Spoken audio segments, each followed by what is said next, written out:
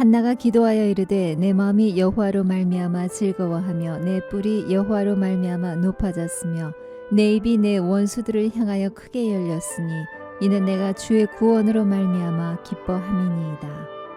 여호와와 같이 거룩하신 이가 없으시니 이는 주밖에 다른 이가 없고 우리 하나님 같은 반석도 없으심이니이다. 심히 교만한 말을 다시 하지 말 것이며 오만한 말을 너희의 입에서 내지 말지어다. 여호와는 지식의 하나님이시라 행동을 달아보시느니라. 용사의 활은 꺾이고 넘어진 자는 힘으로 띠를 띠도다. 풍족한 자들은 양식을 위하여 품을 팔고 줄이던 자들은 다시 줄이지 아니하도다. 전에 임신하지 못하던 자는 7을 낳았고 많은 자녀를 둔 자는 쇠약하도다. 여호와는 죽이기도 하시고 살리기도 하시며 스올에 내리게도 하시고 거기에서 올리기도 하시는도다. 여호와는 가난하게도 하시고 부하게도 하시며 낮추기도 하시고 높이기도 하시는도다. 가난한 자를 진토에서 일으키시며 빈궁한 자를 거름더미에서 올리사 귀족들과 함께 앉게 하시며 영광의 자리를 차지하게 하시는도다. 땅의 기둥들은 여호와의 것이라 여호와께서 세계를 그것들 위에 세우셨도다. 그가 그의 거룩한 자들의 발을 지키실 것이요 악인들을 흑암 중에서 잠잠하게 하시리니 힘으로는 이길 사람이 없음이로다. 여호와를 대적하는 자는 산산이 깨어질 것이라 하늘에서 우레로 그들을 치시리로다. 여호와께서 땅끝까지 심판을 내리시고 자기 왕에게 힘을 주시며 자기의 기름 부음을 받은 자의 뿔을 높이시리로다 하니라. 엘가나는 라마의 자기 집으로 돌아가고 그 아이는 제사장 엘리 앞에서 여호와를 섬기니라. 네, 오늘 본문의 내용은 한나의 기도의 내용을 다루고 있는데요.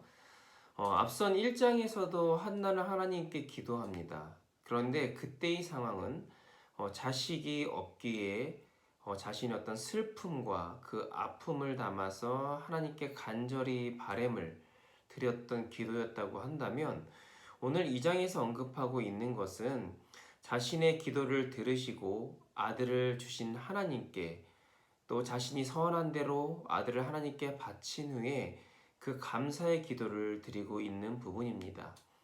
그런데 이 한나의 기도의 내용을 자세히 살펴보면 세 가지로 그 내용을 압축을 할 수가 있는데, 첫 번째는 그 공평하신 하나님을 찬양을 하고 있습니다.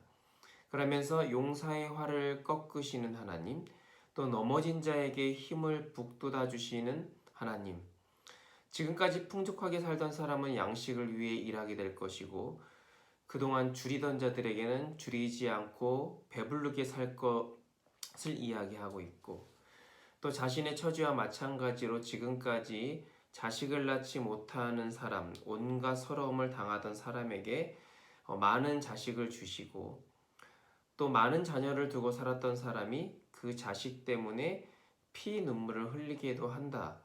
그런 내용을 말씀을 하고 있습니다. 건강이 나쁜 사람에게는 하나님이 다른 무언가 복된 것을 주시기도 합니다. 가난한 사람에게는 돈 대신에 누구도 갖지 못하는 것을 주십니다. 그러니까 이 공평하다라고 하는 것은 남들과 똑같이 같은 것을 주시는 것이 아니라 자신에게는 없을지 모르겠지만 다른 것으로 인해 우리에게 감사할 수 있는 상황과 여건을 주신다라는 거예요. 우리가 잘 알고 있는 찬양 중에 이 나라는 찬양이 있습니다. 바로 송명희 시인이 이제 이 작사를 한 찬양곡인데요. 근데 이 나라는 찬양을 요약을 하면 결국 하나님은 공평하시다, 이 내용이거든요. 근데 문제는 이 찬양을 작시한 송명희 시인이 어떠한 사람이었냐면 바로 선천적 이 뇌성마비를 앓고 있는 사람이에요.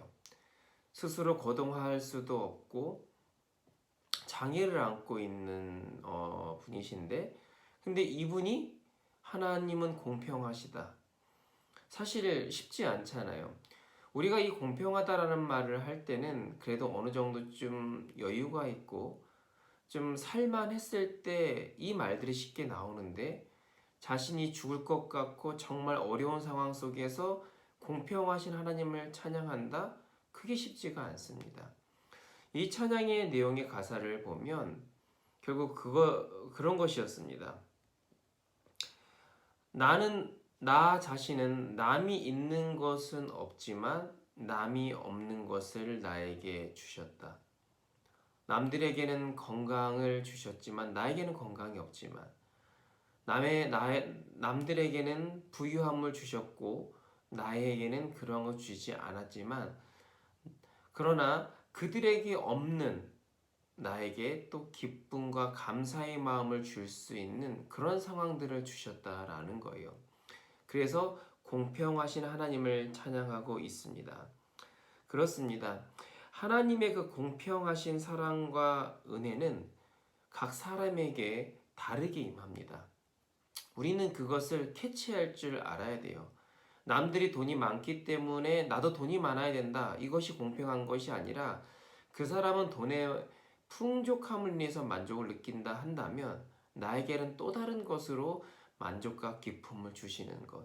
그것이 바로 공평하신 하나님, 바로 한나가 찬양하고 있는 하나님이라는 것입니다. 또한 한나가 고백하고 있는 것은 결국 뭐였냐면 우리의 생사와 복을 주관하시는 분임을 고백을 하고 있습니다.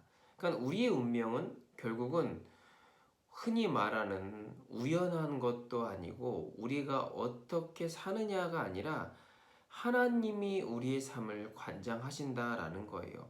즉 우리의 주권이 하나님께 달렸다라는 것이지요. 우리 자신의 노력과 혹은 부모의 뒷배경이 우리 인생에 화복을 주관되는 것이 아니라 내가 하나님을 얼마나 전적으로 신뢰하고 있는가, 나의 주권자이신 하나님께 나의 삶을 얼마나 내어 맡기느냐, 그것이 결국 우리의 인생의 결론을 결정짓는다라는 겁니다. 여러분들은 여러분들의 삶을 얼마나 하나님께 내어 맡기고 있습니까? 지금의 나의 상황에 있어서 내 삶을 하나님이 주관하고 계시다라는 것을 우리는 인지하고 있습니까? 지금에 있는 것도 지금의 상황과 형편도 바로 하나님의 인도하심을 기억하시길 바랍니다. 따라서 더 나은 삶을 위해서는 내가 얼마나 더 많이 노력할까? 내가 얼마나 더 많은 재산을 축적할까? 내가 얼마나 나의 명분을 높이기 위해서 나의 지식을 쌓아갈까가 아니라 나 자신의 삶을 높이기 위해서는 지금 이 순간보다 더 하나님을 신뢰하고 더욱더 하나님을 믿으며 그분을 찬양하는 것, 그것이 우리의 삶을 더욱더 풍족하게 할 수 있다라는 것을 우리는 믿으시기를 바랍니다. 마지막으로 한나가 고백하고 있는 것은 뭐냐면 하나님이 우리의 심판자가 되신다라는 것이고 역사의 주인공이 되신다라는 겁니다. 하나님은 의인의 발을 지키시고 오히려 악인은 흑암 중에 헤어나지 못하게 하신다라고 말하고 있습니다.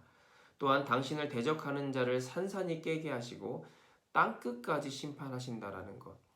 얼마나 무섭고 얼마나 끔찍합니까? 그러니까 우리가 당장 피한다고 해서 피할 수 있는 게 아니다라는 거예요. 그 심판자이신 하나님을 우리는 늘 의식하며 살아야 할 것이고 하나님이 기뻐하시는 일이 무엇인가를 우리는 분별하며 그 삶을 우리의 목적으로 살아야 할 것입니다. 결국 한나의 이 기도는 물론 1절과 상반되는 감사의 기도이기도 하지만 그와 동시에 또한 그리스도까지 언급하는 위대한 예언의 기도이기도 합니다.